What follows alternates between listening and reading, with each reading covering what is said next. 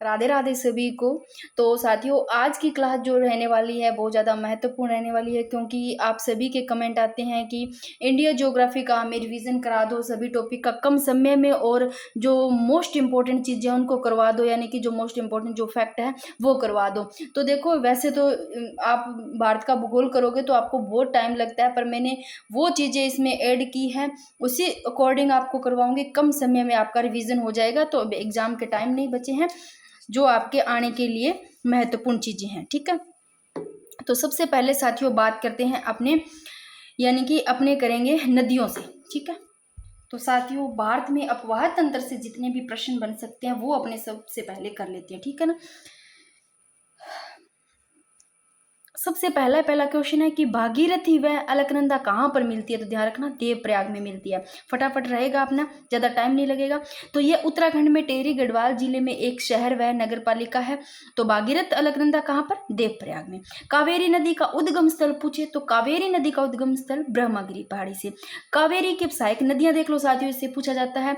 तो कावेरी की पहले तो लंबाई देखो 800 किलोमीटर, कावेरी की लंबाई 800 किलोमीटर, और उद्गम कावेरी ब्रह्मगिरी न पहाड़ी, ब्रह्मा कावेरी व आ रहा है कावेरी में, व का बै बनाना है ब्रह्मगिरी।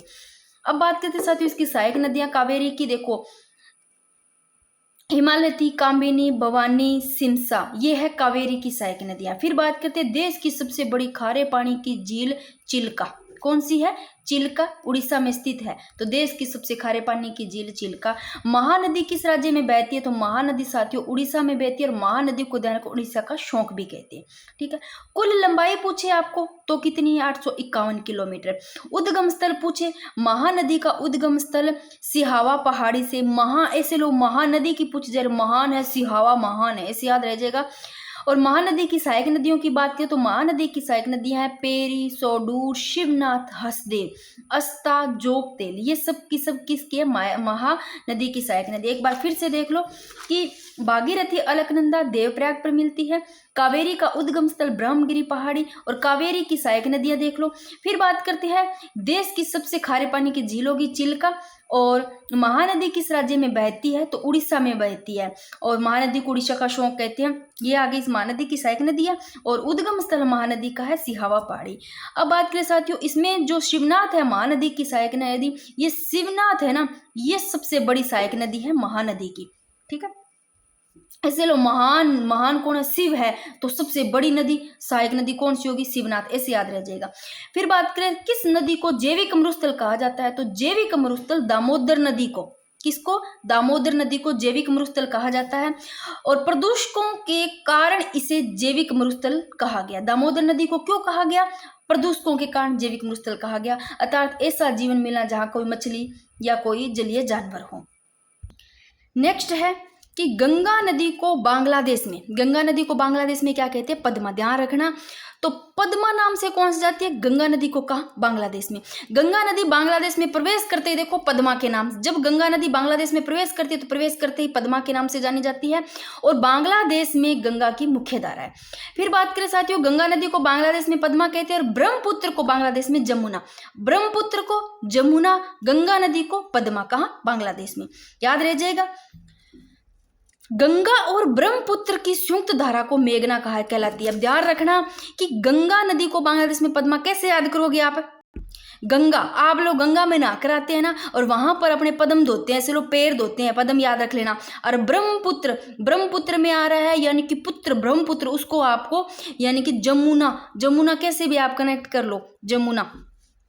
गंगा और ब्रह्मपुत्र की संयुक्त धारा पूछे तो इसको मेघना कहते हैं, जिसकी सहायक नदी क्या है, बराक है, और गंगा को राष्ट्रीय नदी 2008 में घोषित किया गया, ये भी ध्यान रख लेना।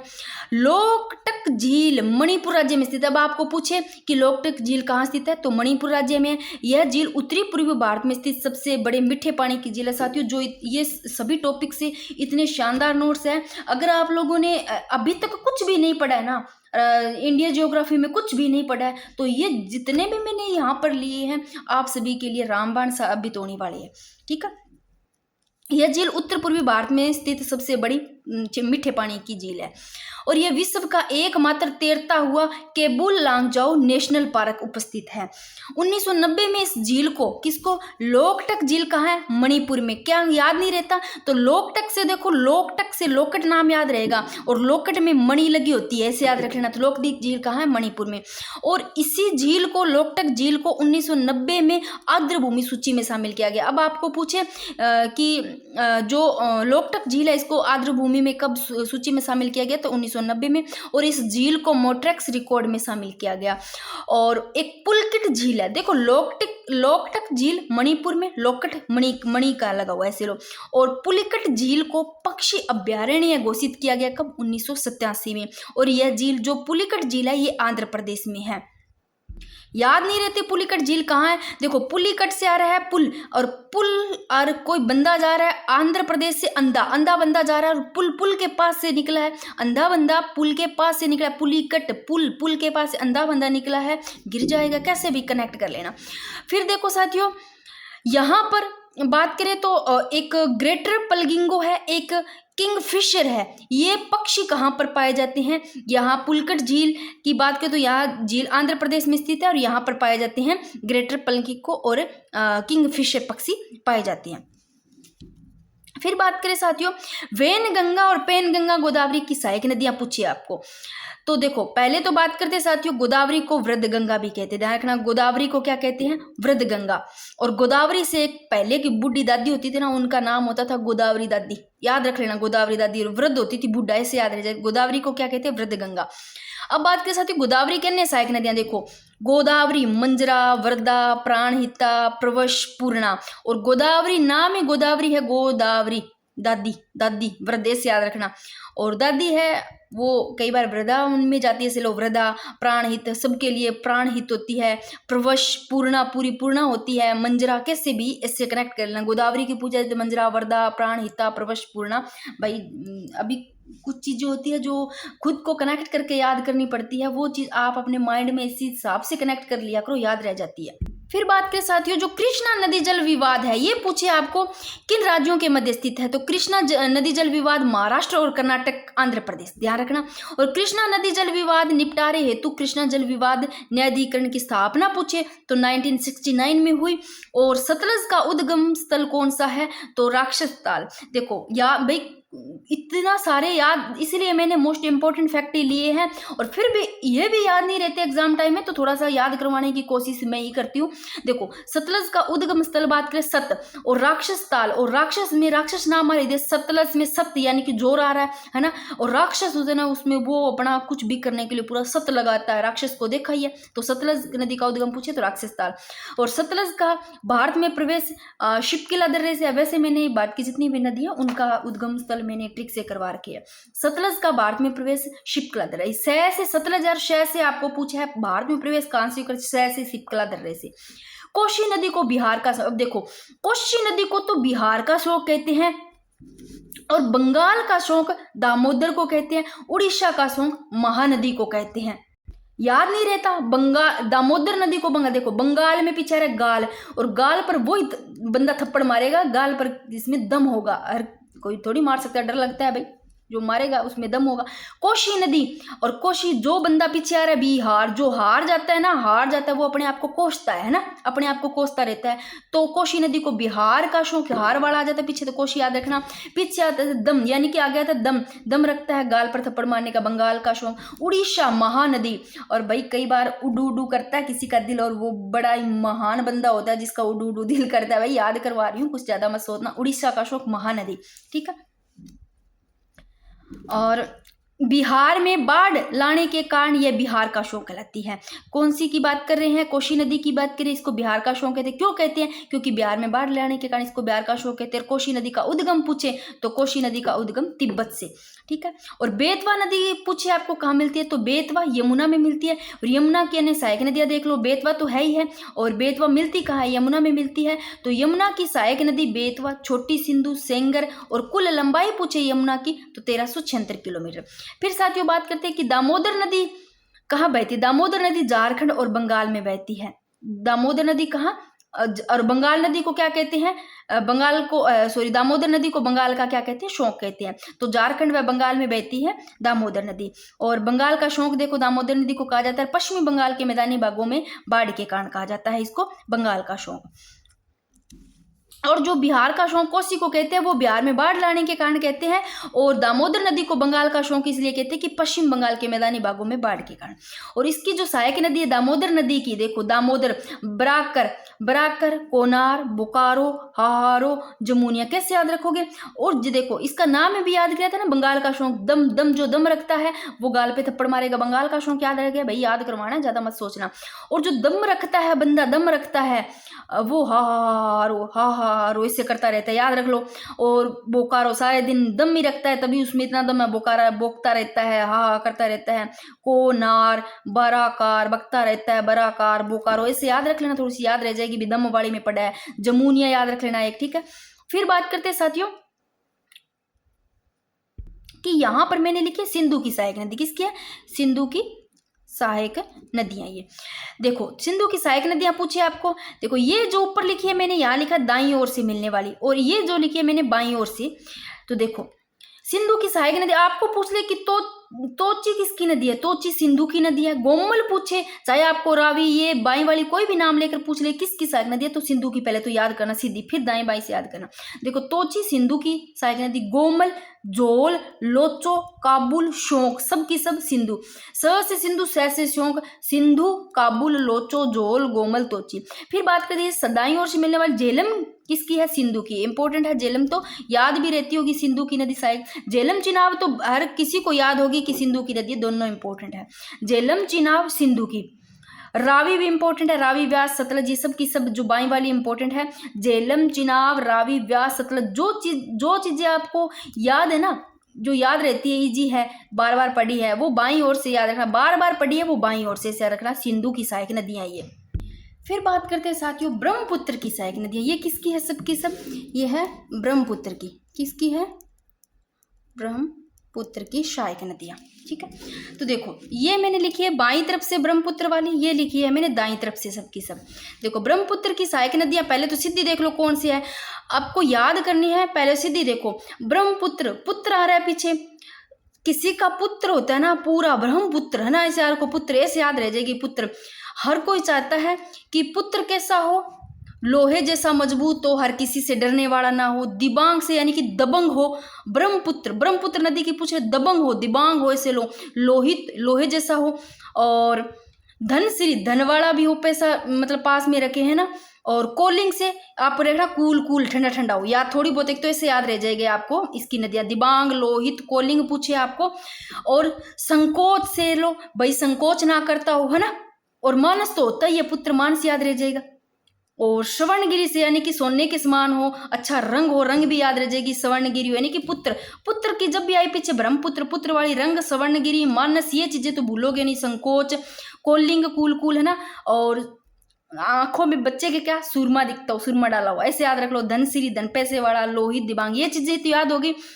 बूढ़ी दिलबंग यानी कि दिलंग, बूढ़ी दिलंग है, दिलंग से दिल लो और उसका दिल बूढ़ा ना हो बच्चे का, ब्रह्मपुत्र हमारा पुत्र ऐसा हो, ये चीजें इतनी तो याद हो गई। अब जो बती तिस्ता, तिस्ता ब्रह्मपुत्र की याद रख लो, तिस्ता ब्रह्मपुत्र की। रेडक, बैंकी, इसके अलावा ब्राक, कपिली, सबकी सब ब्रह्मपुत्र नदी के। जो बच गए वो आप माइंड में कैसे भी बिठा लो। अब बात करें साथियों ब्रह्मपुत्र की बाईं ओर से, ये वाली है बाईं ओर से, दिबांग, लोहित, सूरमा, धनश्री, कपिली, ब्राक, कोलिंग, बूढ़ी दिलंग, ये बाईं ओर से है ब्रह्मपुत्र की। और दाईं ओर वाली है रंग, स्वर्णगिरी, संकोच, तिस्ता, मानस, बैंकी, रेडक, ये सब की सब किसकी सहायक नदी है, ब्रह्मपुत्र की दाईं ओर से। फिर बात करते हैं साथियों विश्व के सबसे बड़े द्वीप मांजुली द्वीप का निर्माण करने वाली नदी ही ब्रह्मपुत्र है। Very very important. तो ब्रह्मपुत्र नदी है विश्व के सबसे बड़े द्वीप, कौन सा, मांजुली द्वीप का निर्माण करने वाली यही ब्रह्मपुत्र नदी है। ब्रह्मपुत्र को तिब्बत में देखो सांगपो, ब्रह्मपुत्र नदी को पूछे कि आपको तिब्बत में क्या कहती है, तो सांगपो। और बांग्लादेश में कहती है जमुना। तो ब्रह्मपुत्र नदी को बांग्लादेश में जमुना और तिब्बत में सांगपो। अब बात करते साथियों नर्मदा नदी का उद्गम। देखो एक तरफ होता है बंदा नरम बिल्कुल भी, और एक तरफ होता है कांटे की तरह है बिल्कुल, ये ऐसे बोलते हैं कठोर कांटा होता है ऐसे लोग। तो अमर कटक, पीछे आ रहा कंटक कटक और अमर, है ना। और नर्मदा, नरम दिल वाला नरम, ऐसे आपको नर्मदा नदी का अमरकटक से उद्गम, लंबाई 1312 किलोमीटर। यह नदी एमपी, महाराष्ट्र, गुजरात से होकर बहती है। तो नर्मदा नदी कहाँ से, नर्मदा एमपी, महाराष्ट्र, गुजरात से होकर बहती है। देखो, दक्षिण से उत्तर की ओर बहने वाली नदी है बेतवा। दक्षिण से उत्तर की ओर बहने वाली पूछे तो बेतवा, यह एमपी के रायसेन जिले में विंध्य पर्वतमाला से निकलकर बुंदेलखंड क्षेत्र से होते हुए उत्तर प्रदेश में प्रवेश करती है। तो बेतवा नदी की बात करें तो दक्षिण से उत्तर की ओर बहने वाली, और एमपी के कहाँ से, रायसेन जिले में विंध्य पर्वतमाला से निकलकर कहाँ, बुंदेलखंड क्षेत्र से उत्तर प्रदेश में प्रवेश करती है। यह हमीरपुर के पास यमुना नदी में मिल जाती है। फिर बात करते हैं साथियों केवला, ये देखो, ये थोड़ी सी आप देख लो इनको। आपको पूछे कि केवला, जो केवला देव है, इसको रामसर साइट में शामिल किया गया 1981 में। आपको ये तो याद भी होगी, फिर भी देख लो। और जो सांबर झील है, इसको रामसर साइट में 1990 में शामिल किया गया। ठीक है ना, ये पूछे गए। तो कावेरी नदी का जल विवाद की बात करें, कौन से राज्यों के मध्य कावेरी नदी का जल विवाद पूछे तो कैसे, कावेरी कैसे, कर्नाटक और तमिलनाडु के बीच में। फिर बात करें साथियों, देखो कोई भी आपका नदियों का कोई भी प्रश्न नहीं छूटने वाला है। दक्षिण की गंगा, गोदावरी नदी को क्या कहते हैं, दक्षिण की गंगा। ठीक है, गोदावरी, गंगा, याद रखें, दक्षिण की गंगा। वो भी दक्षिण भारत की सबसे लंबी नदी गोदावरी नदी है। इंपॉर्टेंट है, पूछा गया प्रश्न है कि आपको पूछे दक्षिण भारत की सबसे लंबी नदी है तो गोदावरी, और गोदावरी में आ रहा है द और द से दक्षिण भारत की, याद रह जाएगा कि आपको 4 ऑप्शन दे दे, उसमें याद नहीं रहे तो दक्षिण भारत की सबसे लंबी नदी गोदावरी और दक्षिण की गंगा। ठीक है, गोदावरी नदी को कहते हैं। इसकी लंबाई 1465 और इसका उद्गम स्थल है वो त्र्यंबकेश्वर है, नासिक और महाराष्ट्र त्र्यंबकेश्वर है। और तो तुलबुल उरी परियोजना किस नदी पर है, तो झेलम नदी पर है। सिंधु जल समझौते के तहत भारत में पूछे जल का उपयोग कर सकता है तो 20% कर सकता है, यानी सिंधु जल समझौते के तहत भारत है वो जल का उपयोग कितना, 20% कर सकता है। ये मैंने लास्ट में क्वेश्चन भी लिए हैं इसके। फिर बात करते हैं तुलबुल उरी परियोजना किस नदी पर है, झेलम नदी पर है। और दक्षिण की गंगा गोदावरी को कहते हैं और इसका उद्गम है वो त्र्यंबकेश्वर है। और जो सिंधु जल समझौता है, इसका कहा है कि 20% जल का उपयोग भारत कर सकता है। और यह समझौता भारत पाकिस्तान के बीच 1960 में हुआ था। ये तो पता होगा कब हुआ, 1960 में हुआ था। और इसका उपयोग है वो पंजाब, हरियाणा, राजस्थान का दक्षिण पश्चिमी भाग में किया जाता है। तो जो दक्षिण पश्चिमी भाग है इधर, यहाँ पर इसका उपयोग है वो पंजाब और हरियाणा और राजस्थान का दक्षिण पश्चिम भाग किया जा सकता है, पंजाब और हरियाणा का। और उड़ीसा का शोक देखो महानदी को कहते हैं। उड़ीसा देखो, उड़ू उड़ू करता है हमारा दिल, महान, बड़ा ही महा यानी कि बड़ा ही दिल करता है उड़ू उड़ू, महानदी को उड़ीसा का शोक। लंबाई पूछे तो 850 किलोमीटर। उड़ीसा में बाढ़ लाने के कारण इसको क्या कहा गया, उड़ीसा का शोक कहा गया। अब बात करें दक्षिण भारत की गंगा पूछे तो दक्षिण भारत की गंगा कावेरी नदी को जानते हैं। अब देखो साथियों, गोदावरी नदी है ये दक्षिण भारत की सबसे लंबी नदी है और दक्षिण की गंगा कहते हैं, दक्षिण की गंगा। और दक्षिण भारत की गंगा देखो कावेरी नदी को जानते हैं।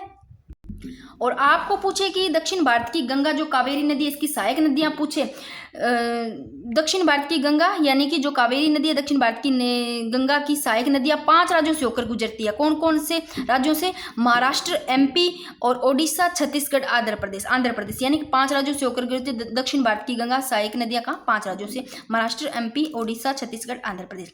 फिर बात करते हैं साथियों ताप्ती नदी ब्रश घाटी से होकर गुजरती है। अब लो ताप्ती में आ रहा है तपता बहुत है, ताप्ती तपता बहुत है, तपता ज्यादा तो सब कुछ भ्रंश हो जाता है ना। तो ताप्ती नदी कहाँ से प्रवेश होते हैं, भ्रंश घाटी से। कुल लंबाई 724 किलोमीटर। उद्गम किस बात के, सतपुड़ा बैतूल से। ठीक है। फिर बात करें साथियों राष्ट्रीय नदी संरक्षण योजना के तहत अन्य नदियों को जोड़ने के लिए गंगा कार्य योजना 1995 में, मैं थोड़ा फटाफट करवा रही हूँ क्योंकि नदियां हो जाए उसके बाद में बहुत सारे इंपॉर्टेंट फैक्ट है भाई, बहुत सारे टॉपिकों से सबसे लिए हैं मैंने, तो वो करने हैं। वुलर झील की बात करें, मीठे पानी की सबसे बड़ी झील पूछे तो वुलर झील जम्मू कश्मीर में स्थित है ये। और यमुना नदी का उद्गम है वो यह से यमुना नदी और यह से यमुनोत्री, याद रह जाएगा ग्लेशियर। और ये यमुना की सबसे बड़ी सहायक नदी पूछे तो टोंस है, यमुना की सबसे सहायक नदी बड़ी टोंस है। गोदावरी को वृद्ध गंगा कहते हैं, बार बार आ गया, दक्षिण भारत की सबसे लंबी नदी है। फिर बात करें साथियों महानदी, नर्मदा, सोम नदियां अमरकटक पहाड़ियां से निकलती है। आपको पूछे अमरकटक पहाड़ियां से कौन सी, महानदी, नर्मदा, सोम नदियां। और हुगली नदी की बात करें साथियों, ये किसका निर्माण करती है, तो हुगली नदी ज्वार नदमुख, ध्यान रखना, ज्वार नदमुख का निर्माण कौन करती है, ज्वार नदमुख का निर्माण करती है हुगली नदी। ठीक है। और गंगा की ये सहायक नदी हो गई हुगली नदी। फिर बात करें साथियों, इसे विश्व की सबसे ज्यादा विनाशक नदी कहते हैं, किसको, हुगली नदी को, क्योंकि ज्वार नदमुख का निर्माण करते हैं, गंगा की सहायक नदी है। इसके तट पर कोलकाता है जिसे पूर्व का क्या कहते हैं, लंदन कहते हैं। अब बात करें साथियों यहाँ से अगर प्रश्न ऐसे पूछ लिया जाए आपका कि नदियों का लंबाई का अवरोही या आरोही क्रम में पूछ ले तो देखो मैंने यहाँ पर लिख रखा है एक प्रश्न इस हिसाब से बन जाता है। यहाँ पर पहले गंगा का दे दे या गोदावरी का दे दे, नर्मदा नदी का था ना, जैसे ये यहाँ पर सबका सब लिखा हुआ है। तो देखो यहाँ पर बिल्कुल सही उत्तर ही लिख रखा है मैंने कि आपको ब्रह्मपुत्र नदी की लंबाई ध्यान रखना 2933, 2933 यानी 29 के बाद में 30 आता है, 31 32 सीधा 33, 2933 किसकी है? ब्रह्म नदी की लंबाई।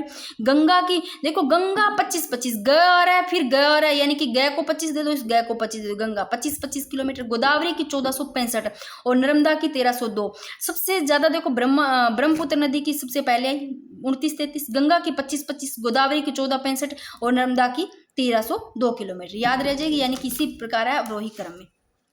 नदियों से बस एक ही पेज और है, बाकी फिर आगे के टॉपिक करते हैं। नर्मदा की सहायक नदियां पूछे तो देखो ये अन्य सहायक नदियां लिख रखी है। तवा अगर प्रश्न पूछा गया है नर्मदा की सहायक नदियां कौन सी, तवा ये नर्मदा की है। अन्य देख लो बरना कनार, यानी कि तवा पे बर्न होता है, ऐसे लो है ना, ऐसे याद रह जाएगा। बरना कनार कोलार मान शेर दुद्दी शंकर हटनी उरी हीरत सब नर्मदा की है।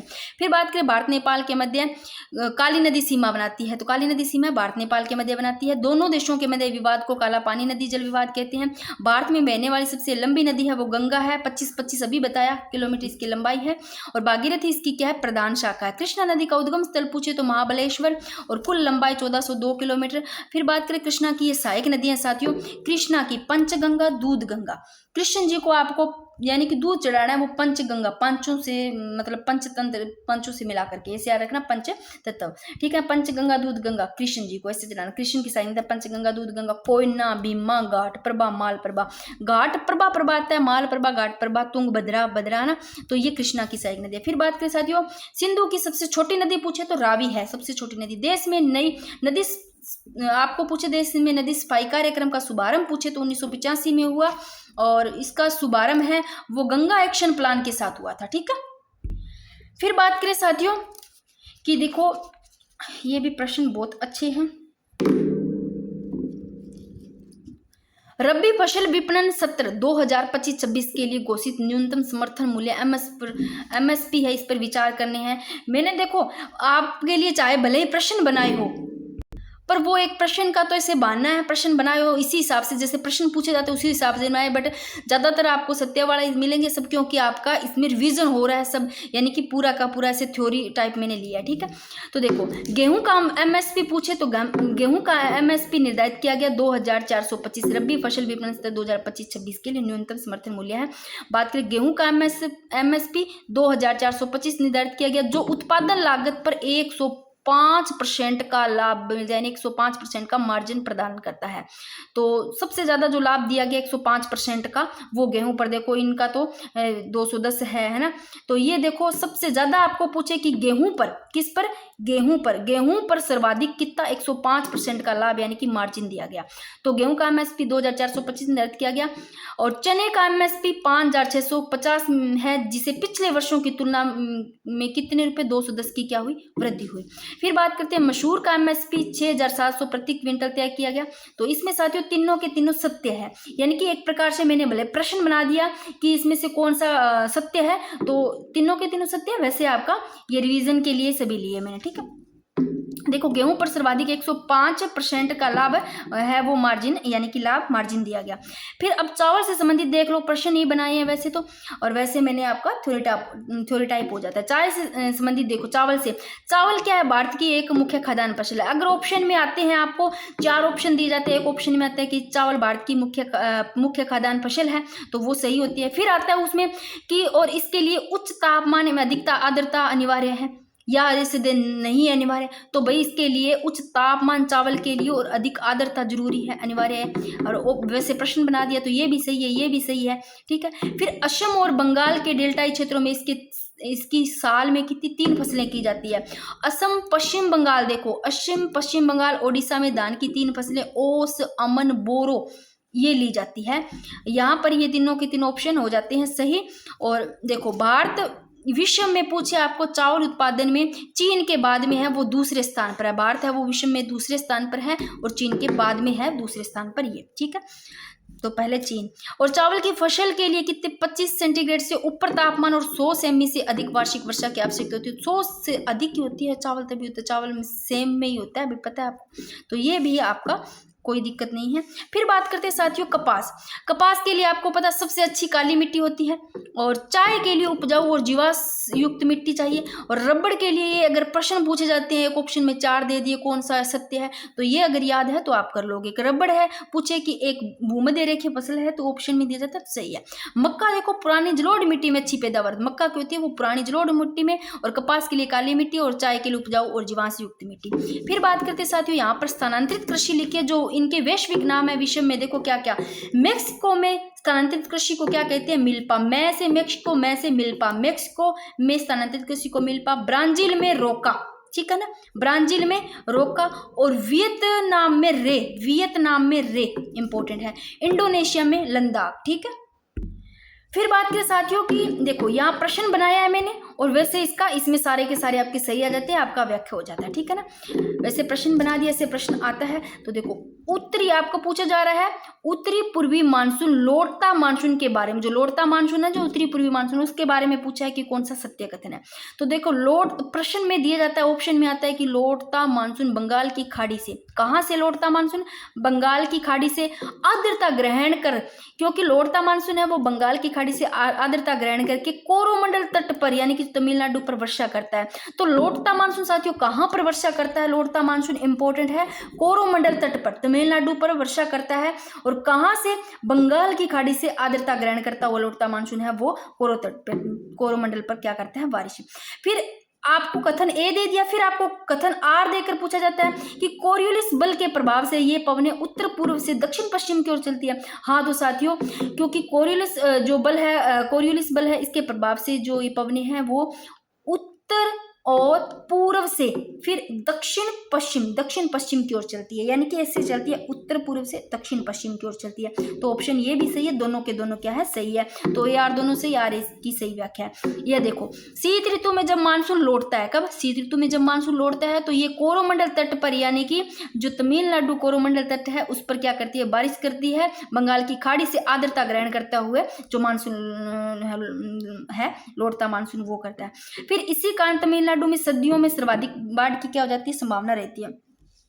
फिर एक प्रश्न यहाँ इस हिसाब से लिया है कि कथन ये दे दिया कि लिग्नाइट कोयले को बुरा कोयला कहा जाता है।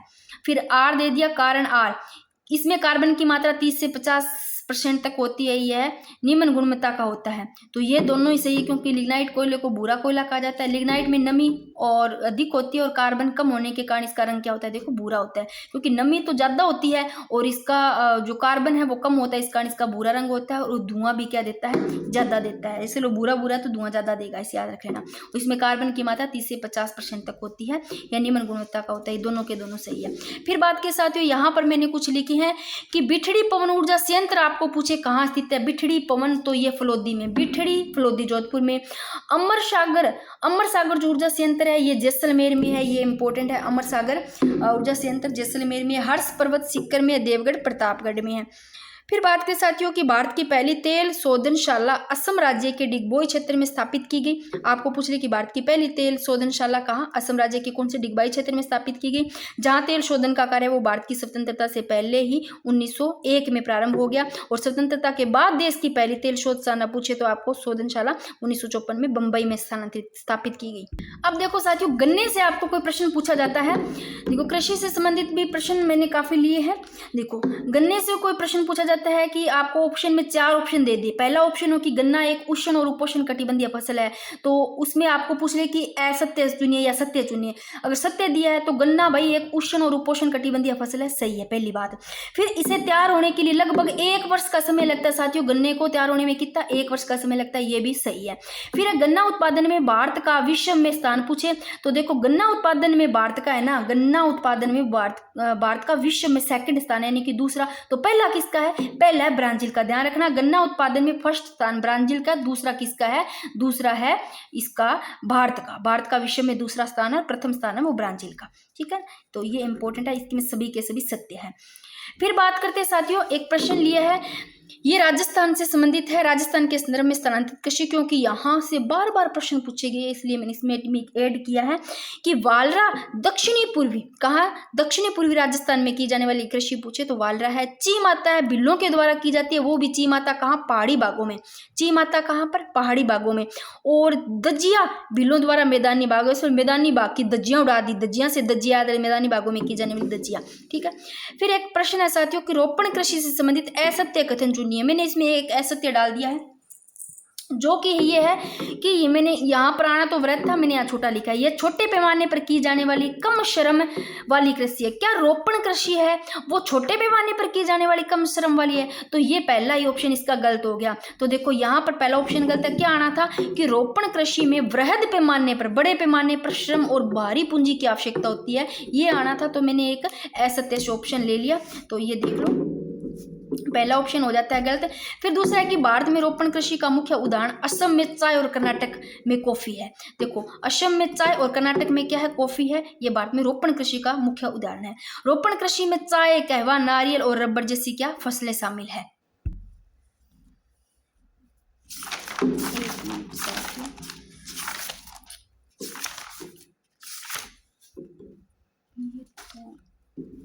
पहले यही करवा देती हूँ आपको। देखो परमाणु ऊर्जा मिशन 2025-26 के संबंध में केंद्रीय बजट 2025-26 में इसके तहत लघु मॉड्यूलर रिएक्टरों के डिजाइन, विकास और तैनाती को बढ़ावा देने के लिए आपको पूछे कितने करोड़ रुपए आवंटित किए गए, तो ध्यान रखना कितने, 20,000 करोड़ रुपए आवंटित किए गए, ध्यान रखना, ठीक है।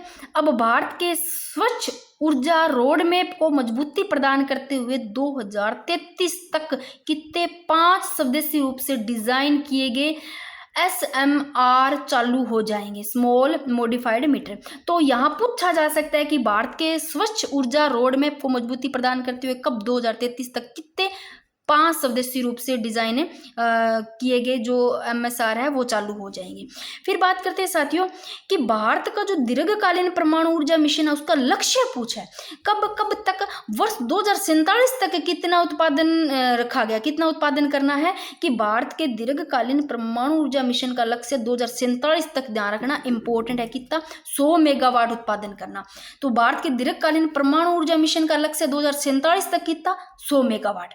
फिर बात करते हैं साथियों परमाणु ऊर्जा का लक्ष्य हासिल करना यही है 100 मेगावाट। फिर देखो वर्तमान में इंपॉर्टेंट, वर्तमान में परमाणु ऊर्जा क्षमता वो कितनी गीगावाट है, वर्तमान में परमाणु ऊर्जा क्षमता है वो लगभग देखो 9 है, वैसे 8.78 गीगावाट, ध्यान रखना गीगावाट में पूछे, वर्तमान परमाणु ऊर्जा क्षमता है वो 8.78 गीगावाट है। और अगर पूछे आपको कि 2031-32 तक कितनी गीगावाट हो जाएगी, देखो एक तो ध्यान रखना कि वर्ष 2047 तक, ये देखो वर्ष 2047 तक 100 मेगावाट उत्पादन करने का लक्ष्य, 2047 तक 100 और वर्तमान में भारत ऊर्जा का उत्पादित पूछे तो 8.78 है ना, यानी कि लगभग 9 हो गया 8.78।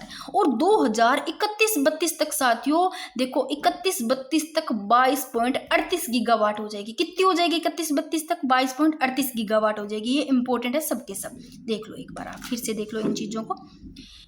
2047 तक कितनी 100 गीगावाट रखने का लक्ष्य और वर्तमान में 8.78 और 2031-32 तक 22.38 गीगावाट हो जाएगी, ठीक है। ये हो गया। अंतर्राष्ट्रीय सहयोग के माध्यम से विकसित किए जा रहे स्वदेशी 700 मेगावाट व 1000 मेगावाट की रिएक्टरों के साथ 2031-32 तक क्षमता बढ़ा करके 22.38 गीगावाट होने का अनुमान है, ये मैंने बता दिया। मेगावाट में पूछे तो 22,480 मेगावाट। नेक्स्ट देखो भारत की परमाणु ऊर्जा क्षमता जो वर्तमान में बता दी, मेगावाट में पूछे तो 8,180, ये देखो 8,180 मेगावाट और आपको गीगावाट 8.78 ध्यान रखना, यानी कि लगभग 8.78 गीगावाट आ गया। और फिर बात करते साथियों 2031-32 तक मेगावाट में पूछे तो 22,480 यानी कि मेगावाट में, और वैसे आपको गीगावाट में पूछे तो ये लो 2031-32 तक कितनी क्षमता बढ़ाकर 22.38 गीगावाट, ठीक है। गीगावाट और मेगावाट दोनों ध्यान रख लो, ठीक है।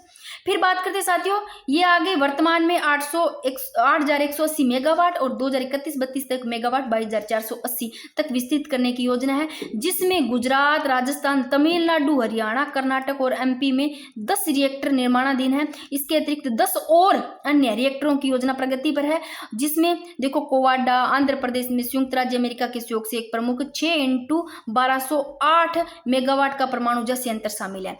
फिर बात करते हैं साथियों, वेरी वेरी इंपॉर्टेंट, यहां से प्रश्न ये पूछा भी गया है। देखो फर्स्ट ग्रेड में यहां से प्रश्न पूछा गया था कि अब देखो कि भारत की आर्थिक समीक्षा 2025-26 के अनुसार देखो दिसंबर 2025 तक गैर जीवाश्म ईंधन स्रोतों से विद्युत स्थापित क्षमता पूछे कहाँ, दिसंबर 2025 तक किसकी गैर जीवाश्म ईंधन स्रोतों से विद्युत स्थापित क्षमता है, वो 51.93% है। अब देखो अंतर्राष्ट्रीय नवीकरणीय ऊर्जा एजेंसी की नवीकरणीय ऊर्जा सांख्यिकी वो 2025 के अनुसार भारत अब कुल स्थापित नवीकरणीय ऊर्जा क्षमता में वैश्विक स्तर पर पूछे आपको, तो देखो वैसे पहले चीन, यूएसए, ब्राजील, इसके बाद में ये चौथे स्थान पर है। तो ऊर्जा सांख्यिकी 2025 के अनुसार भारत अब तक कुल स्थापित नवीकरणीय ऊर्जा क्षमता में वैश्विक स्तर पर चौथे स्थान पर है। इससे पहले चीन, यूएसए, ब्राजील, इसके बाद में चौथे स्थान पर भारत, ध्यान रखना, ठीक है। अब देखो ये मैंने बता दिया कि दिसंबर 2025 तक गैर जीवाश्म ईंधन स्रोतों से विद्युत स्थापित क्षमता है वो 51.93%। ये देखो ये तो हो गई 2025 की चौथे स्थान पर, ठीक है, ये प्रश्न पूछा गया है। अब बात करते हैं 2026 के अनुसार अंतर्राष्ट्रीय नवीकरणीय ऊर्जा एजेंसी की नवीकरणीय ऊर्जा सांख्यिकी 2026 के अनुसार भारतीय नवीकरणीय ऊर्जा स्थापित क्षमता में विश्व में पूछे तो ये तीसरे स्थान पर, थर्ड स्थान पर, 2026 के अनुसार तीसरे स्थान पर और 2025 के अनुसार चौथे स्थान पर। तो पहले पे चीन, फिर यूएसए, ब्राजील, चौथे स्थान पर भारत, ठीक है। ये प्रश्न पूछा गया है भारत की आर्थिक समीक्षा 2025-26 के अनुसार। अब से फिर देख लो ये लो, ये पेज भी इंपॉर्टेंट है। 2026 के अनुसार बात करें अंतर्राष्ट्रीय नवीकरणीय ऊर्जा एजेंसी की नवीकरणीय ऊर्जा सांख्यिकी 2026 के अनुसार भारत नवीकरणीय ऊर्जा स्थापित क्षमता वो विश्व में तीसरे स्थान पर और 2025 में चौथे स्थान पर। और दिसंबर 2025 तक गैर जीवाश्म ईंधन स्रोतों से विद्युत स्थापित पूछे तो 51.93%। ये पेज फिर से देख लो, इंपॉर्टेंट है साथियों। ये देखो भारत के दीर्घकालिक परमाणु ऊर्जा मिशन का जो लक्ष्य है साथियों वो 2047 तक 100 मेगावाट उत्पादन करना और वर्तमान परमाणु ऊर्जा क्षमता 8.78 है और ये तो है गीगावाट, मेगावाट में 8,180 और लगभग 9, यानी कि गीगावाट लगभग 9 और वर्तमान में 8.78 बता दिया। और 2047 तक 100 गीगावाट और 2031-32 तक है वो 22.38 गीगावाट हो जाएगी, ठीक है। फिर बात करते हैं साथियों नवीकरणीय ऊर्जा संभाव्यता क्षमता ऊर्जा सांख्यिकी की बात 2026 के अनुसार राज्यों में पूछा, यहाँ पर राज्यों में दी हुई कि सबसे ज्यादा नवीकरणीय ऊर्जा संभाव्यता क्षमता उत्पादित पूछे आपको, सबसे ज्यादा नवीकरणीय ऊर्जा संभाव्यता क्षमता है वो Rajasthan, very very important, Rajasthan में 24%। लगा लो इस पेज को स्टार, इंपॉर्टेंट, बार बार लगा रखा है, मोस्ट इंपॉर्टेंट। देखो सबसे ज्यादा नवीकरणीय ऊर्जा संभाव्य क्षमता है वो उत्पादित राजस्थान से की जाती है, सबसे ज्यादा राजस्थान की 24%, उसके बाद में महाराष्ट्र में 14%, फिर गुजरात में 9%, आंध्र प्रदेश में, गुजरात और आंध्र प्रदेश में 9%, महाराष्ट्र में 14%, सबसे ज्यादा राजस्थान में 24%, कर्नाटक में 8.6 और एमपी में 8.09। फिर बात करते साथियों नवीकरणीय ऊर्जा स्रोतों की। देखो यहाँ पर मैंने बताई है राज्यों में आपको बता दी कि सबसे ज्यादा नवीकरणीय ऊर्जा संभाव्य क्षमता उत्पादित है। यहाँ पर राज्यों में पूछे 2026 के अनुसार राजस्थान में सबसे ज्यादा 24% है। यहाँ पर नवीकरणीय ऊर्जा स्रोतों की, यहाँ नवीकरणीय ऊर्जा स्रोतों की संभाव्यता क्षमता पूछी है आपकी कि सबसे ज्यादा सौर ऊर्जा है वो कि भारत में, यानी कि आपको जो सौर ऊर्जा है वो कहाँ संभावित ऊर्जा मौजूद है, यानी कि भारत में सबसे ज्यादा कौन से स्रोत की ऊर्जा है वो संभावित है यानी कि मौजूद है, तो सबसे ज्यादा है वो सौर ऊर्जा की। सबसे ज्यादा किसकी है? सौर ऊर्जा की। देख लो 71.1%। तो भारत में सबसे ज्यादा कौन से स्रोत की है अभी सौर ऊर्जा संभावित है मौजूद, वो है सौर ऊर्जा की 71.1%, और पवन ऊर्जा की उसके बाद में 24.7%, लार्ज हाइड्रो की बात करें तो 2.8, अन्य 13%। तो ये एक ध्यान रखना, सौर ऊर्जा की 71.1%, एक ही ध्यान रख लेना चाहिए आप, ठीक है। और ये जरूर ध्यान रखना, इस सबसे ज्यादा नवीकरणीय ऊर्जा संभावित क्षमता वो राजस्थान में की जाती है 24%, इसके बाद में महाराष्ट्र, गुजरात, आंध्र प्रदेश, कर्नाटक, एमपी। ये पेज आप फिर से देख लो, इंपॉर्टेंट है, आप अपने हिसाब से इस पेज को देख लो, चाहे स्क्रीनशॉट लेना है तो ये भी ले लो। अभी तो एग्जाम के दिन नहीं बचे हैं, याद ही कर लो इनको। फिर बात करते हैं साथियों, देखो भारत वैश्विक स्तर पर पूछा है, भारत वैश्विक स्तर पर नवीकरणीय ऊर्जा स्थापित क्षमता है वो कि 3rd स्थान पर है, और सौर ऊर्जा स्थापित क्षमता भी 3rd, और पवन ऊर्जा स्थापित 4th स्थान पर, ठीक है ना। जो नवीकरणीय ऊर्जा स्थापित क्षमता है वो 3rd स्थान पर है भारत वैश्विक स्तर पर, और 2024 में 4th पे थी, ठीक है।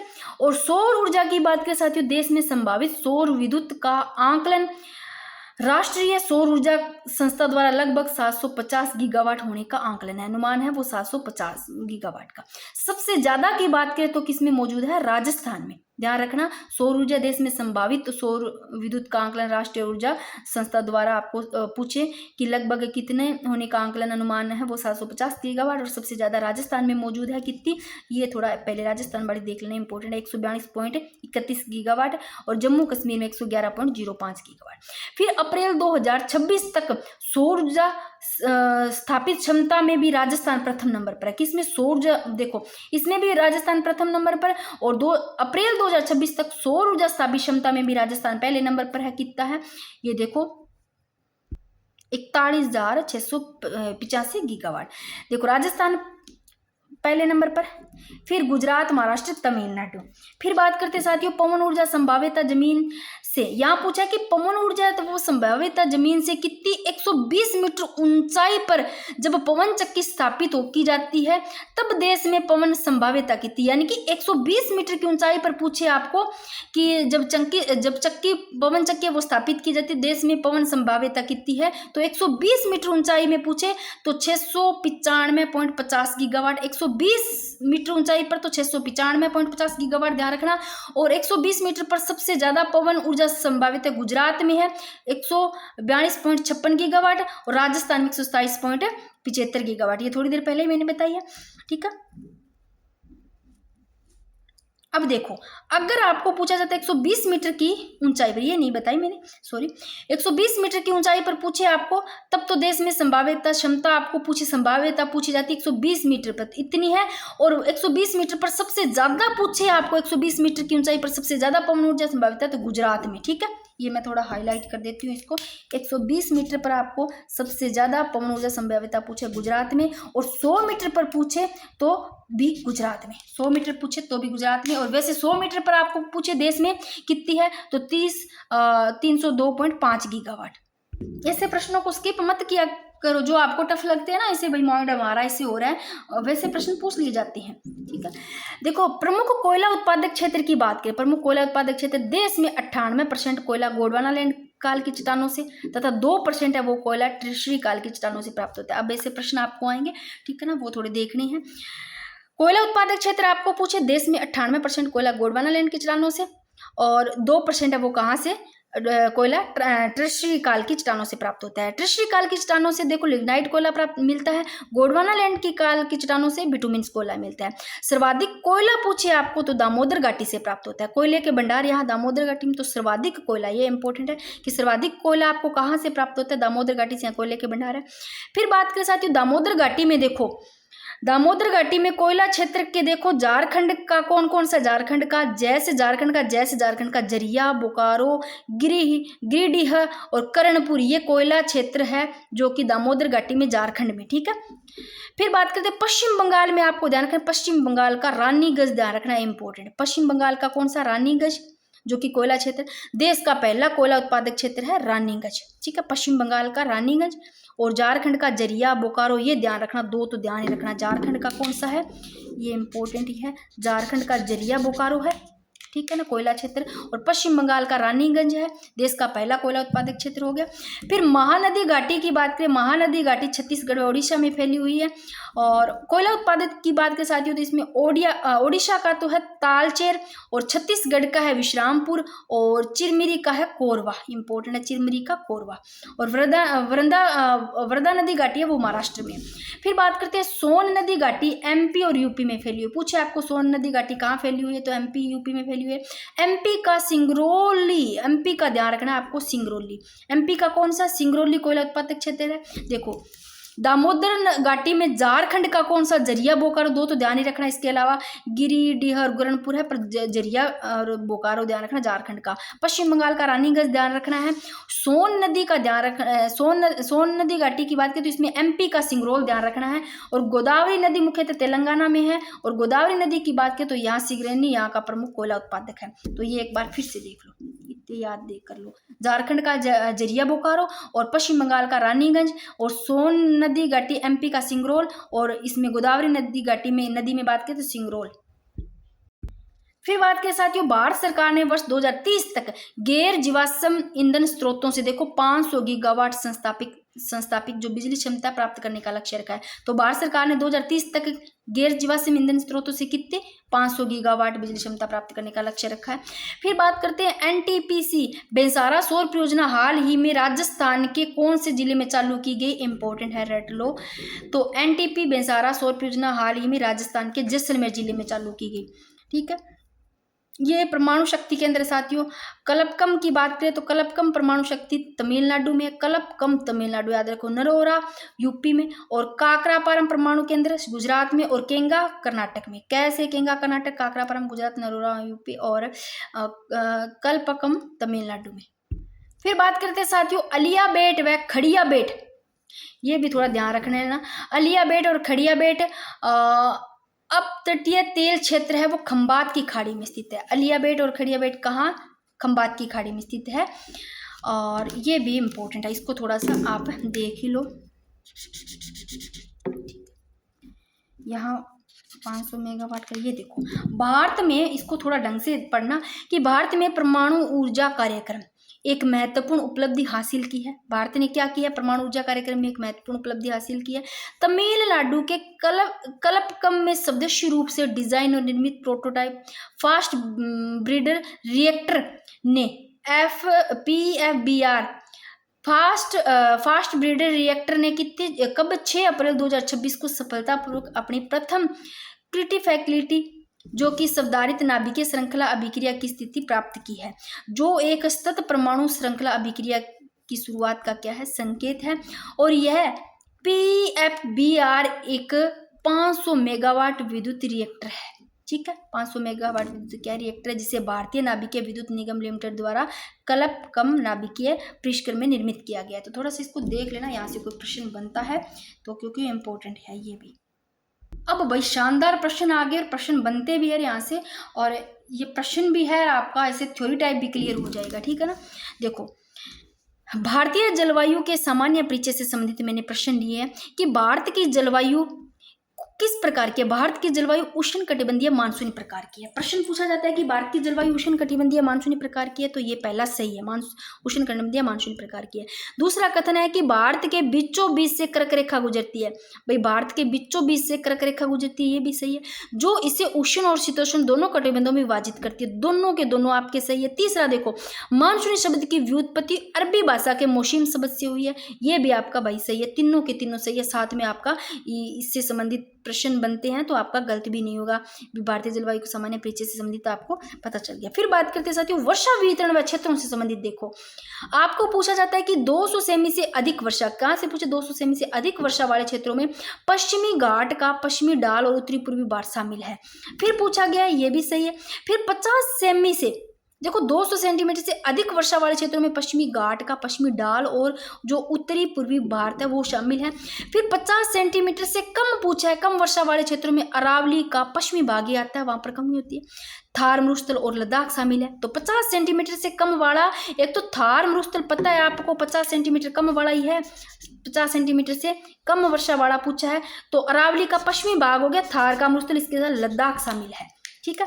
फिर बात करते हैं तमिलनाडु का कोरोमंडल तट है ना, उस पर 100 से 200 सेंटीमीटर वर्षा वो है मध्यम वाले क्षेत्र में आता है, ठीक है ना। तो तमिलनाडु का कोरोमंडल तट है वो 100 से 200 सेंटीमीटर वर्षा वाले मध्यम क्षेत्र में आता है, तमिलनाडु कोरोमंडल का तट है। तो तीनों के तीनों आपके सही है, फिर से देख लो, ठीक है, तीनों के तीनों सही है, बेसिक सी चीजें हैं। पश्चिमी विक्षोभ के संदर्भ में देखो, आपको पूछे कि सत्य कथन चुनिए, तो पश्चिमी विक्षोभ की उत्पत्ति पूछे तो भूमध्य सागर से होती है। तो साथियों पश्चिमी विक्षोभ की उत्पत्ति कहाँ से होती है? भूमध्य सागर से होती है। फिर बात करें भारत में इन्हें लाने में पश्चिमी उपोषण जेट स्ट्रीम सहायक होती है। तो पश्चिमी विक्षोभ की उत्पत्ति तो भूमध्य सागर से होती है, पश्चिमी विक्षोभ को लाने में बात करें तो पश्चिमी उपोषण जेट स्ट्रीम की सहायता होती है। ये भी भाई सही है इसका। राजस्थान में पश्चिमी विक्षोभों से होने वाली वर्षा को मावट कहते हैं, ये बच्चों को पता है। राजस्थान में पश्चिमी विक्षोभों से जो वर्षा होती है उसको क्या कहा जाता है? मावट कहा जाता है। जो मावट कहा जाता है और जो वर्षा होती है वो रब्बी की फसलों के लिए, यानी कि जैसे गोल्डन होगी रब्बी की, गेहूं होगी जैसे रब्बी की फसल, इनके लिए क्या है? गोल्डन ड्रॉप्स कहलाती है। ये प्रश्न पूछे भी गए हैं तो इम्पोर्टेंट है, इसलिए मैंने फिर से लिए है। ये प्रश्न है इंपॉर्टेंट, इसके तीनों के तीनों सत्य है। देखो पश्चिमी विक्षोभ की उत्पत्ति कहाँ से हुई? भूमध्य सागर से। और जब इसको लाना है, पश्चिमी विक्षोभों को लाने के लिए किसकी सहायक होती है? किसके लिए? पश्चिमी उपोषण जेट स्ट्रीम सहायक होती है। फिर राजस्थान में पश्चिमी विक्षोभों में लाने वाली वर्षा को क्या कहा जाता है? मावट कहा जाता है। मावट है ये रब्बी की फसलों के लिए, जो गेहूं है इसके लिए मतलब सहायक होती है, जो गोल्डन ड्रॉप्स कहलाती है, ठीक है। फिर बात करते हैं साथियों स्थानीय पवनों और वर्षा के प्रकारों से संबंधित पूछा आपको। देखो काल बैसाखी है वो छोटा नागपुर पठार पर, काल बैसाखी का छोटा नागपुर पठार पर गर्म और शुष्क पवनों के मिलने से होने वाली वर्षा, ये भी भाई सब सही है। काल बैसाखी छोटा नागपुर पठार पर गर्म व शुष्क मिलने से वाला तूफानी वर्षा है।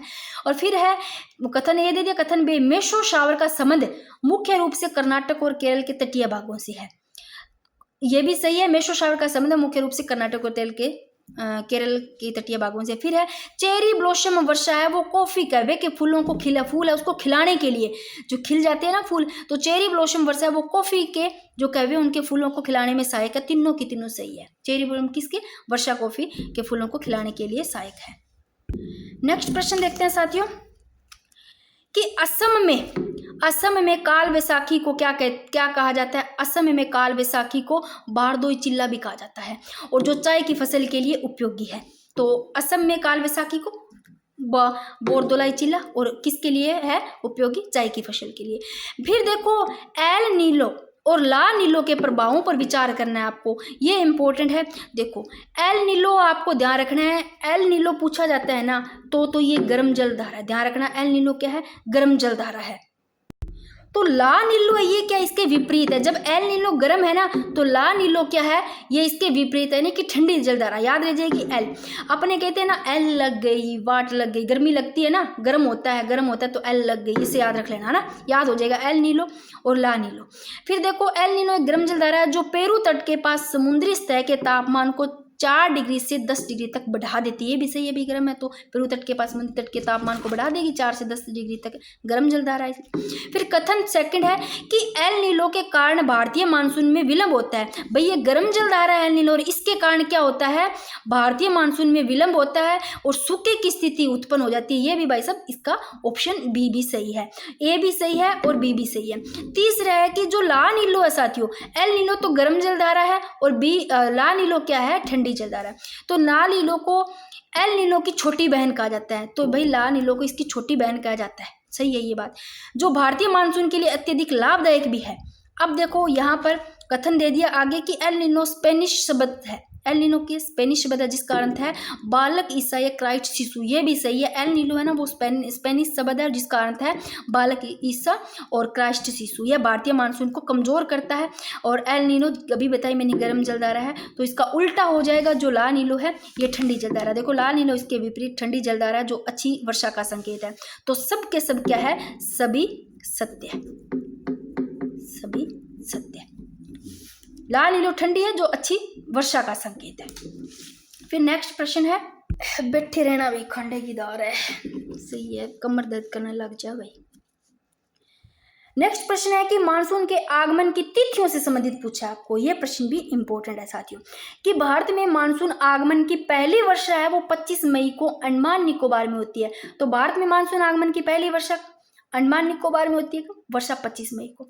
ये बात भी इसकी सही है। देखो मानसून की जो पहली दस्तक है ना साथियों वो अंडमान में ही होती है, लेकिन मुख्य भूमि पर ये 1 जून को केरल पहुंचता है। ये भी ध्यान रखना है, मानसून की पहली दस्तक तो अंडमान निकोबार में होती है। कहाँ होती है? अंडमान निकोबार में होती है, लेकिन जो मुख्य भूमि है उस पर वो 1 जून को केरल तक पहुंचती है। तो 25 मई को अंडमान निकोबार में होती है, तो आगमन जो होती है। फिर केरल तट पर बात करें साथियों, केरल तट जो मालाबार तट है इस पर मानसून का धमाका सामान्यतः 1 जून को होता है। ये भी इसकी बात सही है, ये भी सही है। फिर है कि राजस्थान के जैसलमेर क्षेत्र में मानसून है वो 15 जुलाई तक पहुंचता है। तो राजस्थान में बात करें जैसलमेर के क्षेत्र में वो 15 जुलाई तक पहुंचता है। यहाँ यानी कि राजस्थान में जैसलमेर तक पहुंचने में यहाँ जुलाई का समय लग जाता है, जुलाई के बीचों बीच यानी कि मध्य में 15 जुलाई आ जाता है। तो ये आपका ऑप्शन तीनों के तीनों क्या है इसकी सही है, तो तीनों ऑप्शन सही है। ठीक है। फिर नेक्स्ट प्रश्न है कि हिमालय और भारत की जलवायु के संबंध में, उत्तर में हिमालय की उपस्थिति भारत को उपोष्ण जलवायु का स्वरूप प्रदान करती है। ये भी सही है कि उत्तर में हिमालय की उपस्थिति भारत को उपोष्ण जलवायु का स्वरूप प्रदान करती है।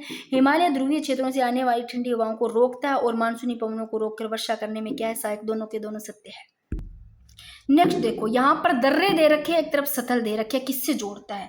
ये भी इंपॉर्टेंट है, आपके पूछे जा सकते हैं, कोई भरोसा नहीं किसी चीज़ का, तो सब देख लो। देखो कोई मैंने बिल्कुल ऐसे नहीं लिया, जो मोस्ट इंपॉर्टेंट चीज़ें हैं उनको ज़्यादा ऐड किया है। देखो बनिहाल दर्रा की बात करते हैं साथियों, जम्मू को श्रीनगर से जोड़ता है। बनिहाल दर्रा जम्मू को श्रीनगर से जोड़ता है। जो जोजिला दर्रा है साथियों ये श्रीनगर को लेह से जोड़ता है। बनिहाल जम्मू को श्रीनगर से, जोजिला श्रीनगर को लेह से। शिपकला दर्रा शह से शिपकला, शह से शिमला को तिब्बत से जोड़ता है। रोहतांग दर्रा की बात करें, रोहतांग से आपको रखना रोहतास नाम का लड़का है और लेह यानी कि लेह से लेके जा रहा है कहाँ, मनाली घुमाने, ऐसे रोहतांग दर्रा याद रह जाएगा आपको, मनाली को लेह से जोड़ता है। फिर बात करते हैं भारत की सीमा विवाद से संबंधित, देख लो एक सरक्रिक विवाद है साथियों, वो गुजरात पाक सीमा पर है, यानी कि भारत पाक सीमा पर सरक्रिक विवाद पाक सीमा पर है। फिर बात करें लिपुलेख काला पानी, ये नेपाल के साथ में है, यानी कि भारत नेपाल सीमा पर, और लिपुलेख भारत नेपाल पर, और आराकानियोमा पर्वत है, जो आराकानियोमा पर्वत है ये म्यांमार सीमा पर आराकानियोमा म्यांमार पर, लिपोलेख का जो काला पानी है वो नेपाल, और जो कि भारत म्यांमार पर आराकानियोमा। और फिर चकमा शरणार्थी विवाद, ये बांग्लादेश के साथ है, भारत बांग्लादेश सीमा पर, ध्यान रखना। फिर नेक्स्ट प्रश्न है साथियों, कथन ये दिया कि सिंधु जल समझौते के तहत पश्चिमी नदियों सिंधु झेलम चिनाब है, इसका 80% जल पाकिस्तान को आवंटित किया जाता है। भाई ये बिल्कुल सही है कि सिंधु जल समझौते के तहत पश्चिमी नदियों का 80% जल है वो पाकिस्तान को आवंटित किया जाता है। और इस समझौते में विश्व बैंक ने मध्यस्थ की भूमिका निभाई, और इस पर जवाहरलाल नेहरू एवं जनरल अयूब खान ने क्या किए, साइन किए थे। ये दोनों के दोनों ऑप्शन सही है, यानी कि ए और आर सही है, आर ए की क्या है व्याख्या सही है। फिर बात करते हैं साथियों, यहाँ दोआब दिए नदियों के बारे में संबंधित आपको बताना है कि किन के मध्य में स्थित है। जो बिस्त दोआब है साथियों वो बै से बिस्त और वै से व्यास, बिस्त दोआब व्यास और सतलज के मध्य है। बिस्त दोआब किसके मध्य है, व्यास और सतलज के मध्य। बारी दोआब है वो व्यास और रावी के मध्य है। रचना दोआब है रावी एवं झेलम के मध्य है। चाज जिसको छज दोआब बोलते हैं, चाज दोआब जिसको छज दोआब बोलते हैं, चिनाब और झेलम के मध्य, इंपॉर्टेंट है, चिनाब और झेलम के मध्य। फिर बात करते हैं साथियों अन्नामुड़ी है, ये पूरे दक्षिण भारत की सबसे ऊंची चोटी है और कितनी 2695 मीटर है अन्नामुड़ी, पूरे दक्षिण भारत की सबसे ऊंची चोटी। और फिर पूछे आपको, देखो अन्नामुड़ी तो पूरे दक्षिण भारत की सबसे ऊंची चोटी, और नीलगिरी की सर्वोच्च चोटी पूछे तो डाडा बेटा है। ठीक है, नेक्स्ट बात करते हैं साथियों कि भारत की सर्वोच्च पर्वत चोटी पूछे आपको तो K2 गॉडविन ऑस्टिन जिसको बोलते हैं K2, ये भारत की सर्वोच्च पर्वत चोटी है। ऊंचाई इसकी 8611 मीटर है, इंपॉर्टेंट पूछा भी गया है। ये काराकोरम श्रेणी में स्थित है। और फिर बात करते हैं साथियों, यहाँ मैंने दिए है वृहद हिमालय, सब हिमालय दे दिए, लघु हिमालय, वृहद, ट्रांस हिमालय, स्वन। यहाँ पर दे दिए कौन से काल से है, ये कौन से काल से। वृहद हिमालय की बात करें तो ये क्रिटेशियस काल से, लघु हिमालय की बात करें तो इसका निर्माण कौन से काल से हुआ है? वृहद हिमालय का तो क्रिटेशियस काल, लघु हिमालय का इयोसीन काल से, ट्रांस हिमालय का मायोसीन काल से, शिवालिक हिमालय का प्लीस्टोसीन युग से। वृहद हिमालय क्रिटेशियन युग, लघु हिमालय इयोसीन, ट्रांस का मायोसीन और शिवालिक हिमालय का प्लीस्टोसीन युग। ठीक है, फिर बात करते हैं नदियों के बारे में, प्रवेश द्वार के बारे में बताना है यहाँ पर इंपॉर्टेंट है वो चीजें मैंने ली है। सतलज नदी की बात करें साथियों, सतलज नदी भारत में प्रवेश कौन से दर्रे से करती है? शिप्कला दर्रे से। स से सतलज, श से शिप्कला। ब्रह्मपुत्र नदी है यांग याप दर्रा से प्रवेश करती है भारत में, और रावी नदी है रोहतांग दर्रा से प्रवेश करती है। ठीक है, फिर बात करते हैं शिवालिक ब्रह्म हिमालय। शिवालिक की बात करें, यह हिमालय की सबसे नवीन पर्वत श्रृंखला है शिवालिक। फिर बात करें इसकी औसत ऊंचाई 700 से 15 मीटर के बीच है। शिवालिक और मध्य हिमालय के बीच घाटियों को क्या कहते हैं? दूनिया द्वार कहा जाता है। फिर एक प्रश्न लिया, कथन ए दिया, स्टेपल वीजा विवाद भारत और चीन के मध्य एक महत्वपूर्ण कूटनीतिक मुद्दा है। कारण आर दे दिया, चीन द्वारा जम्मू कश्मीर और अरुणाचल प्रदेश के निवासियों को पासपोर्ट पर मोहर लगाने के बजाय अलग से कागज स्टेपल वीजा दिया जाता है। क्या ये ए सही है? क्या स्टेपल वीजा विवाद है वो भारत और चीन के मध्य एक महत्वपूर्ण कूटनीति है? तो साथियों यहाँ पर दिया है कि चीन द्वारा जम्मू कश्मीर और अरुणाचल प्रदेश के निवासियों को पासपोर्ट पर मोहर लगाने के बजाय अलग से कागज स्टेपल पर वीजा दिया जाता है। तो ये देखो साथियों कि चीन अरुणाचल प्रदेश व जम्मू कश्मीर के लोगों को स्टेपल वीजा देता है, जो भारत की संप्रभुता के विरुद्ध होने के कारण एक बड़ा विवाद है। तो ऑप्शन दोनों के दोनों सही है, ए और बी, आर दोनों सही है, आर ए की व्याख्या भी सही है।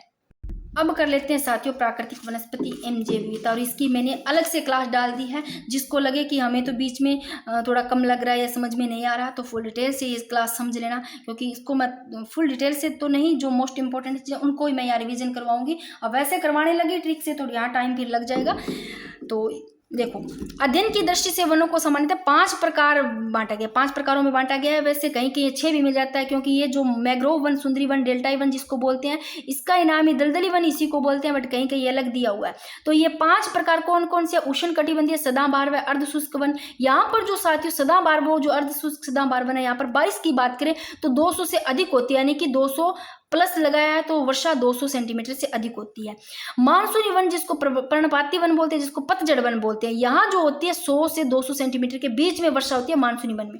फिर उष्ण कटिबंधीय शुष्क कांटेदार, वैसे ही कांटेदार है वैसे वर्षा कम होगी, तो 70 से कम हो जाएगी साथियों, यानी कि 70 से ऊपर तो होगी नहीं, नीचे ही हो जाएगी, माइनस हो जाएगी। देखो कौन से उष्ण कटिबंधीय? शुष्क है, शुष्क में वैसे ही कम हो, शुष्क तभी तो है शुष्क, और कांटेदार वन है तो यहाँ पर 70 से भी कम वर्षा। फिर पर्वतीय वन की बात करें, शीतोष्ण वन, हिमालय वन, ये भी पढ़ेंगे। मैग्रोव वन, सुंदरी वन बोलते हैं इसको डेल्टाई वन बोलते हैं, दलदली वन बनते हैं, ये भी पढ़ेंगे। ठीक है, अब साथियों बात करते हैं कि उष्ण कटिबंधीय सदाबहार वन, इसको अर्ध शुष्क सदाबहार वन बोलते हैं, अर्ध सदाबहार वन, यहाँ 200 से या उससे अधिक औसत वार्षिक वर्षा होती है। वृक्षों की औसत ऊंचाई लंबाई पूछे तो 60 मीटर है, वर्ष भर ये हरे भरे रहते, सदाबहारी नाम है। फिर बात करते हैं साथियों विशेषताओं की, ये देखो कठोर लकड़ी वाले होते हैं, ये बहुत घने और कठोर लकड़ी वाले, और इन वनों में सर्वाधिक जैव विविधता पाई जाती है, अत्यंत संघन वन होते हैं ये। और देखो अर्ध सदाबहार वन की बात करें, उष्ण कटिबंधीय सदाबहार, आर्थिक दृष्टि से तो ये कम उपयोगी होते हैं, लेकिन पर्यावरणीय पारिस्थितिकी के लिए अति महत्वपूर्ण होते हैं, अत्यधिक महत्वपूर्ण होते हैं, पर ये आर्थिक दृष्टि से कम उपयोगी है। फिर बात करें साथियों ये क्षेत्र आ गए इनके, पश्चिमी घाट का भाग, पश्चिमी बंगाल, कोरोमंडल तट, उत्तरी पूर्वी राज्यों का अधिकांश भाग, अरुणाचल प्रदेश को छोड़ करके अंडमान निकोबार, लक्षद्वीप समूह आ गए। और देख लो साथियों कि जो उष्ण कटिबंधीय सदाबहार, अर्ध सदाबहार वन है, ये अत्यंत संघन होते हैं, जैव विविधता पाई जाती है। यहाँ केरल की 7 घाटियां इसका सबसे प्रमुख उदाहरण है, और 7 घाटी केरल में स्थित है, बता दिया। और ये जो भारत की उष्ण कटिबंधीय सदाबहार वनों के सर्वाधिक जैव विविधता वाला क्षेत्र है। अब यहाँ पर प्रमुख जो वृक्ष है ये इंपॉर्टेंट है, वृक्ष यहाँ पर पाए जाते हैं एम्बोनी, मोगनी, ताड़, रबड़, नारियल, सिनकोना, रोजवुड और एम्बोनी, मोहगनी, ये इंपॉर्टेंट है। ठीक है, तो ये प्रश्न भी ले लिया। देखो उष्ण कटिबंधीय सदाबहार वनों के बारे में विचार कीजिए। देखो यहाँ औसत वार्षिक वर्षा 200 सेंटीमीटर उससे अधिक होती है, अभी पढ़ा 200 से प्लस, मैंने कहा 200 से अधिक होती है, पहला सही है। इन वनों की लकड़ी कठोर होती है, लकड़ी कठोर होती है, और ये आर्थिक दृष्टि से कम उपयोगी है। आर्थिक दृष्टि से तो कम ही उपयोगी है, देखो आर्थिक दृष्टि से तो कम ही उपयोगी है, लेकिन पर्यावरणीय पारिस्थितिकी के लिए अत्यधिक महत्वपूर्ण है। ठीक है, तो ये साथियों ये ऑप्शन भी इनका सही है। दूसरा एम्बोनी, महोगनी व रोजवुड यहाँ के मुख्य वृक्ष है, ये भी सही है। ये सब के सब यहाँ पर इनके जो प्रमुख वृक्ष है। फिर बात करें साथियों, इसी से प्रश्न लिया, ये तो 200 सेंटीमीटर से अधिक वर्षा होती है, सही है। तापमान 22 सेंटीग्रेड से अधिक रहता है। इन वनों की वृक्ष की जो लंबाई है वो 60 मीटर से अधिक होती है। अभी पढ़ा 60 मीटर से अधिक लंबाई होती है, ये याद नहीं रहता, तो ये लंबाई देखो वर्षों की 60 मीटर होती है और वर्ष भर ये हरे भरे रहते हैं। इस और भूमि के नजदीक झाड़ियां वो बेलें पाई जाती है, नजदीक झाड़ियों में बेलें पाई जाती है। ये सब के सब ऑप्शन सही है। ठीक है, फिर बात करें साथियों सेकंड नंबर पर है मानसून वन, जिसको पर्णपाती वन बोलते हैं, जिसको पतझड़। मानसून, पर्णपाती, पतझड़ याद रख लोगे। इनको दो श्रेणियों में बांटा गया, कौन कौन सी? आर्द्र पर्णपाती वन और दूसरा शुष्क पर्णपाती वन। आर्द्र पर्णपाती में 100 से 200 सेंटीमीटर के बीच वर्षा होती है, तो शुष्क पर्णपाती में 70 से 100 सेंटीमीटर के बीच में होती है। आर्द्र पर्णपाती में 100 से 200 के बीच में, शुष्क पर्णपाती में 70 से 100 सेंटीमीटर के बीच में।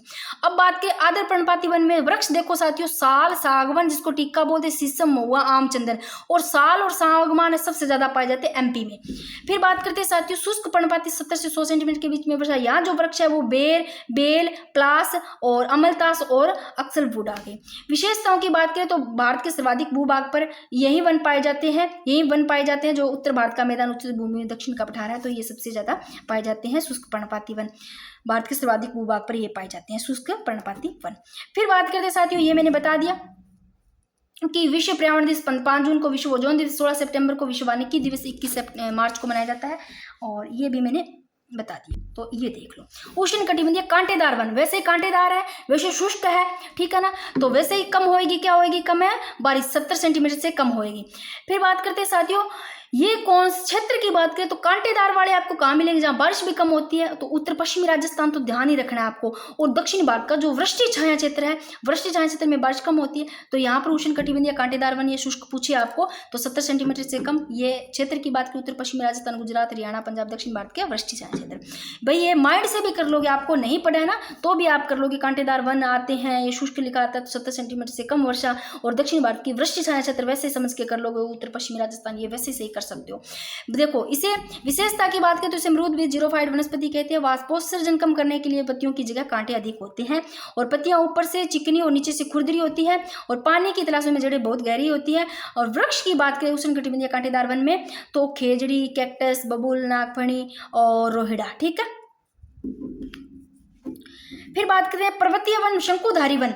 साथियों ये वन सामान्यतः कौन से क्षेत्रों में पाए जाते हैं? उन क्षेत्रों में मिले जहां हिमालय पर्वत का विस्तार है, जिसमें जम्मू कश्मीर, हिमालय पर्वत, सिक्किम, असम, अरुणाचल प्रदेश, पश्चिम बंगाल। अब देखो साथियों, अगर पूछा जाता है आपको, ये देखो पर्वतीय वन ऊंचाई के आधार पर 3 भागों में बांटा गया। एक तो उष्ण कटिबंधीय सदा हरित वन, एक शीतोष्ण जिसको शंकुधारी वन बोलते हैं, एक अल्पाइन वन।